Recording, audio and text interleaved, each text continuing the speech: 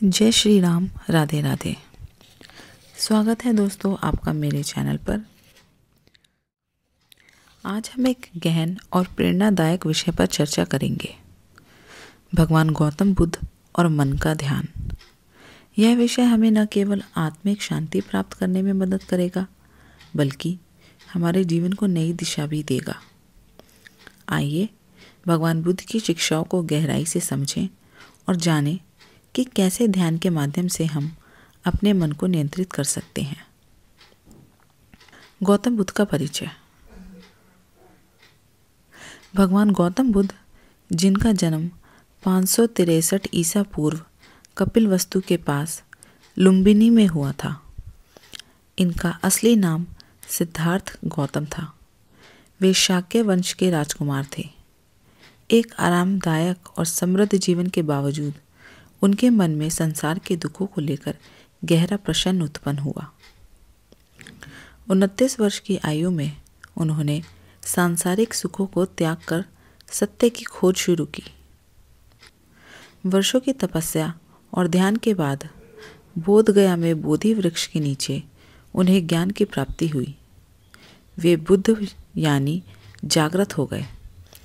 इसके बाद उन्होंने अपनी पूरी जीवन यात्रा मानवता को दुखों से मुक्त करने के उपाय बताने में समर्पित कर दी।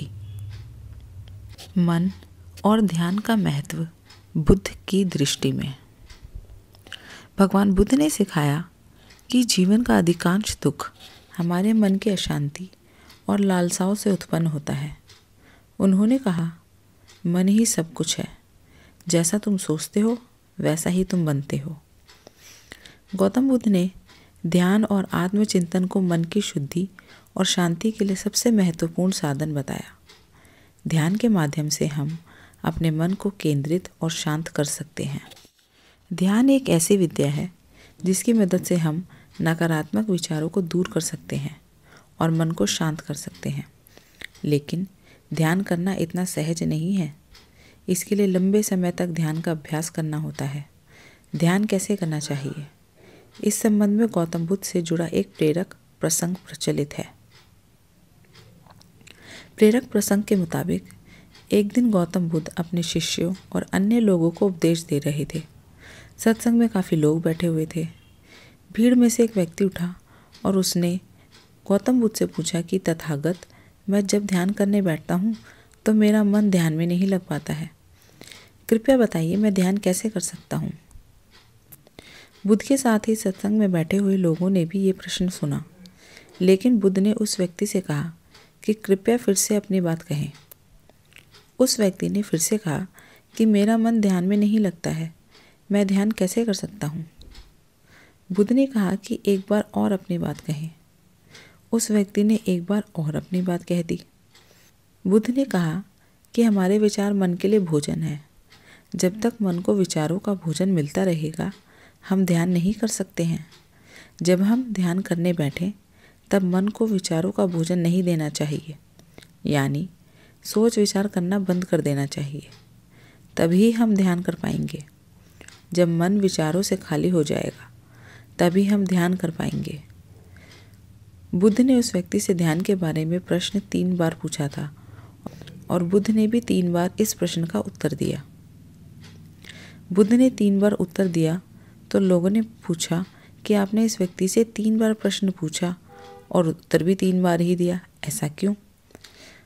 तब बुद्ध ने लोगों को समझाया कि मैं इन सज्जन से 3 बार प्रश्न पूछा क्योंकि मैं प्रश्न के लिए इनकी गंभीरता को परखना चाहता था।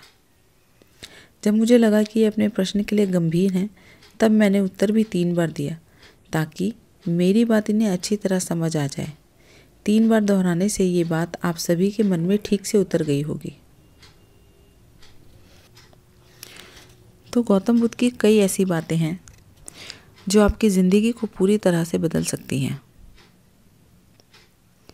इसलिए हम सभी को उनके जीवन से कुछ बातें ज़रूर सीखनी चाहिए। हमारे देश में ऐसे कई महापुरुष हुए हैं जिनके जीवन और विचारों से व्यक्ति बहुत कुछ सीख सकता है। इन लोगों के विचार ऐसे होते हैं जिसे अगर कोई हारा हुआ शख्स पढ़ ले तो उसे जीवन जीने का मकसद मिल सकता है। बुद्ध के सिद्धांतों का पालन करके आप लाइफ को जीने के तरीके को अच्छे से सीख सकते हैं। इसका धर्म से कोई लेना देना नहीं है, बल्कि बुद्ध की शिक्षाएं सबके लिए एक समान है। उनकी बातें आपको ईमानदार, दयालु और मजबूत होना सिखाती हैं।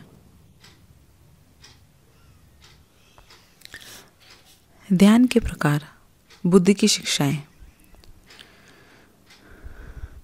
भगवान बुद्ध ने ध्यान को मन और आत्मा के शुद्धिकरण का सबसे प्रभावी तरीका बताया है। उन्होंने ध्यान के कई तरीके बताए, जिनमें मुख्य रूप से 2 महत्वपूर्ण विधियां शामिल हैं। विपश्यना ध्यान। विपश्यना का अर्थ है सच्चाई को देखना जैसा वह है। इस ध्यान में आप अपने मन और शरीर की प्रतिक्रियाओं का अवलोकन करते हैं। इसमें सांसों पर ध्यान केंद्रित किया जाता है। धीरे धीरे अपने शरीर की हर भावना, जैसे गर्मी, ठंड या दर्द का अनुभव किया जाता है। यह ध्यान हमें वर्तमान में जीने और अपने विचारों को नियंत्रित करने की कला सिखाता है। दूसरा, सामथा ध्यान। सामथा का अर्थ है शांति। इस ध्यान में व्यक्ति अपने मन को एक निश्चित वस्तु या विचार पर केंद्रित करता है, जैसे कि सांस लेना। इसका उद्देश्य मन को स्थिर और शांत बनाना है। बुद्ध के अनुसार मन के 3 स्तर। भगवान बुद्ध ने मन को 3 स्तरों में विभाजित किया है। पहला, चित्त, कॉन्शियस माइंड। यह हमारा जागरूक मन है जो हमारे दैनिक कार्यों और निर्णयों को नियंत्रित करता है। दूसरा, अवचेतन मन, सबकॉन्शियस माइंड। यह हमारी भावनाओं, इच्छाओं और आदतों का केंद्र है। तीसरा, अचेतन मन, अनकॉन्शियस माइंड। यह हमारे गहरे संस्कारों और कर्मों का भंडार है। ध्यान के माध्यम से इन तीनों स्तरों को शुद्ध किया जा सकता है। ध्यान के लाभ, वैज्ञानिक और आध्यात्मिक दृष्टिकोण। ध्यान न केवल आध्यात्मिक रूप से बल्कि वैज्ञानिक रूप से भी सिद्ध हुआ है कि यह हमारे शरीर और मन पर गहरा प्रभाव डालता है। इसके आध्यात्मिक लाभ, आत्मज्ञान की प्राप्ति, अहंकार और नकारात्मक भावनाओं का विनाश, प्रेम, करुणा और दया का विकास। इसके वैज्ञानिक लाभ, तनाव और चिंता में कमी, ध्यान शक्ति में वृद्धि, नींद में सुधार, रक्तचाप को नियंत्रित करना। ध्यान के लिए बुद्ध के कुछ निर्देश। भगवान बुद्ध ने ध्यान के लिए सरल और प्रभावी निर्देश दिए हैं। पहला, स्थान का चयन। ध्यान करने के लिए शांत और स्वच्छ स्थान का चयन करें। दूसरा, आसन। अपने शरीर को स्थिर और आरामदायक स्थिति में रखें। तीसरा, सांसों पर ध्यान। अपनी सांसों को ध्यान से महसूस करें, अंदर आती और बाहर जाती हुई। चौथा, विचारों का अवलोकन। अगर कोई विचार आए तो उसे ज़बरदस्ती न हटाएं, बस उसे देखिए और जाने दीजिए। पांचवा, नियमितता। ध्यान को एक दैनिक अभ्यास बनाएं। प्रेरक कथा, बुद्ध और ध्यान की शक्ति। एक बार भगवान बुद्ध के पास एक व्यक्ति आया और बोला, मेरा मन बहुत अशांत है, मैं ध्यान नहीं कर पाता। बुद्ध ने उसे मुस्कुराते हुए कहा, तुम नदी में जाओ और उसकी सतह को देखो। क्या तुम अपनी परछाई स्पष्ट देख सकते हो?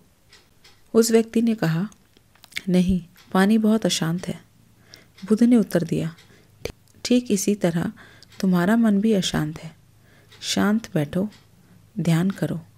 धीरे धीरे मन की अशांति समाप्त हो जाएगी और तुम स्पष्टता प्राप्त करोगे। बुद्ध का अंतिम संदेश, अपने दीपक स्वयं बनो। भगवान बुद्ध ने अपनी अंतिम शिक्षा में कहा था, अप दीपो भव, अर्थात अपने दीपक स्वयं बनो। ध्यान के माध्यम से हम अपने भीतर की शक्ति को पहचान सकते हैं और जीवन के दुखों को समाप्त कर सकते हैं। गौतम बुद्ध की ये 5 बातें ध्यान रखें। प्यार करना सीखें। नफ़रत को नफ़रत से नहीं बल्कि प्यार से ही दूर किया जा सकता है।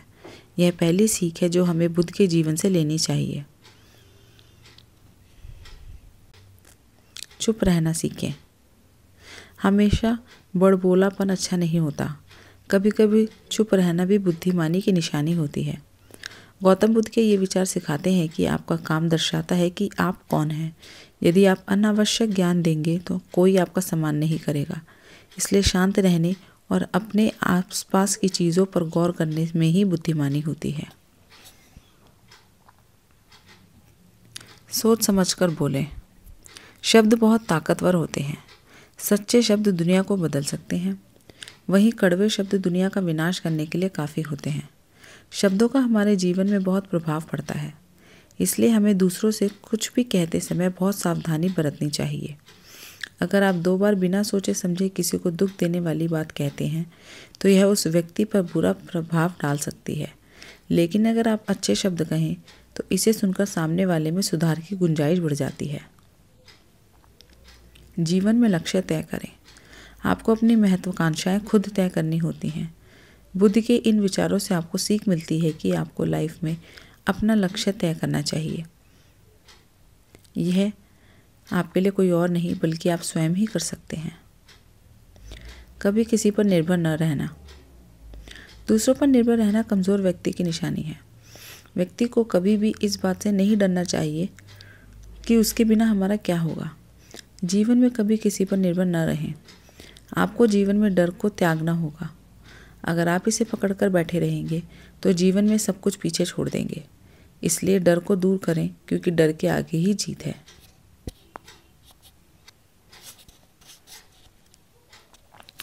तो दोस्तों, भगवान गौतम बुद्ध की शिक्षाएं आज भी उतनी ही प्रासंगिक हैं जितनी हजारों साल पहले थी।